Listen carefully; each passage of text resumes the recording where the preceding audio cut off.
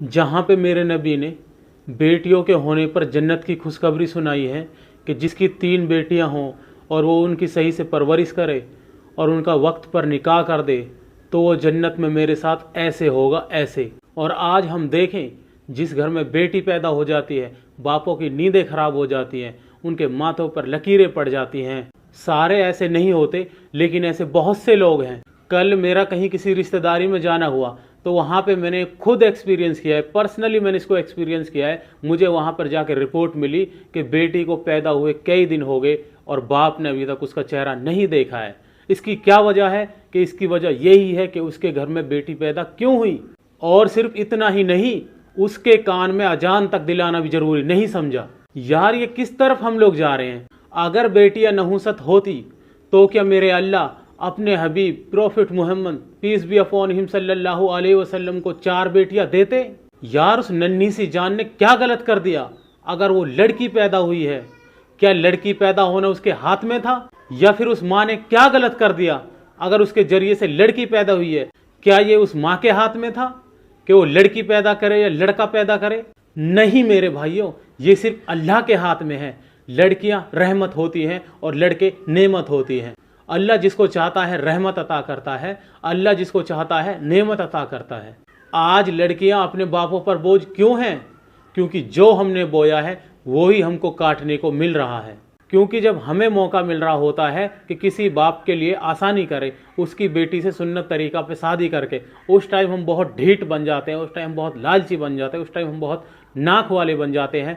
बेटी वाला कितना भी जहेज दे दे वो हमें कम ही लग रहा होता है। और आजकल तो एक आम सी बात है, बेटी वाला बेटी विदा करने से पहले वहाँ पे लोग डिमांडें बढ़ाने लग जाते हैं कि कैश अमाउंट बढ़ा दीजिए, ये कर दीजिए, वो कर दीजिए, ये भी दे दीजिए, वो भी दे दीजिए। इस तरह तो कोई भिखारी भी भीख नहीं मांग रहा होता है। एक बार भिखारी को आप 10-20 रुपए दो वो भी फौरन दफा हो जाता है। लेकिन वह भिखारियों से भी बढ़कर बेटी वाला जैसे तैसे करके जितना भी कर पाता है, उसकी बेटी की रुखसती होने से पहले, उसकी बेटी को विदा होने से पहले हम अपनी डिमांड पे डिमांड करते चले जाते हैं।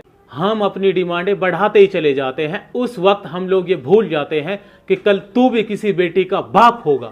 और जब खुद पर पड़ती है, जब खुद के घर में बेटियां पैदा होना शुरू हो जाती हैं, उसके बाद उन बेटियों से भी नफरत करने लग जाते हैं, उन बेटियों को पैदा होने को भी गलत समझने लग जाते हैं। जब खुद पर बीतती है तब पता चलता है कि मैंने क्या ही जुल्म किया था अपने ससुराल वालों पर। जब बेटी वाला कहता है कि कम लोग ले आना, 50 ही लोग ले आना जी, तो बेटे वाले कहते हैं अरे क्या बात कर रहे हो जी, 100 से ज़्यादा लोग तो मेरे मोहल्ले में ही हैं और मेरे यार दोस्त भी हैं और गांव में भी हमारी अच्छी खासी पहचान है। आप क्या बात कर रहे हो, 50 लोगों में हम किस किस को लाएंगे? बताओ किस तरह सांप बनकर हम बेटी वालों को खा रहे होते हैं।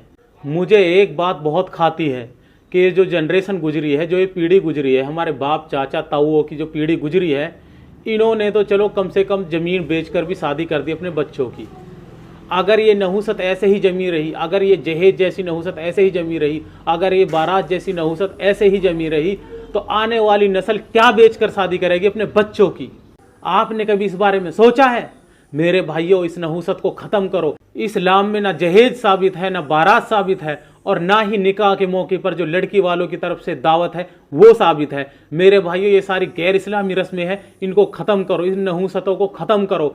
इन्हीं में हमारी कौम बर्बाद है, हमारी नस्लें तबाह हो रही है इन गंदी रस्मों की वजह से। मेरे भाइयों, इन नहुसतों का बाइकाट करो, इन गैर इस्लामी रस्मों का बाइकाट करो। आप लोग इसमें आगे बढ़ो, यूथ को इसमें आगे आना पड़ेगा, नौजवानों को इसमें आगे आना पड़ेगा। अगर आप लोग इस पे छोड़ देंगे, ठोंडा ठटेरे करेंगे या बूढ़े बुजुर्ग करेंगे, मेरे भाइयों उम्र दराज होते ही वो हिम्मत नहीं रहती, वो कुव्वत नहीं रहती। जवानी में आदमी पहाड़ पे भी भग भग कर छलांग लगाता है, बुढ़ापे में बहुत हिसाब से चलता है, एक एक कदम को संभाल संभाल के चलता है। उस टाइम वो ये फैसले नहीं ले सकते। उम्र दराज लोग ये फैसले नहीं ले सकते, उनमें इतनी हिम्मत नहीं होती है। ये तो जवान लोग ही कर सकते हैं, नौजवान ये कुर्बानी दे सकते हैं, नौजवान ये फैसले ले सकते हैं। वो अपनी नस्लों के बारे में सोच सकते हैं, अपनी कौम के लिए ये काम कर सकते हैं, अल्लाह को राजी करने के लिए काम कर सकते हैं। नौजवान सिर्फ ये फैसले ले सकते हैं। तो मेरे भाइयों, यूथ को आगे आना होगा। आप लोग आगे आओ, आपको सिर्फ इतना सा काम करना है कि इन बारात जैसी नहुसतों से बचना है, इन जहेज जैसी नहुसतों से बचना है और निकाह के मौके पर बेटी वालों की तरफ से दावतों का इनकार करना है। आपके पास जब कोई इनविटेशन लेकर आए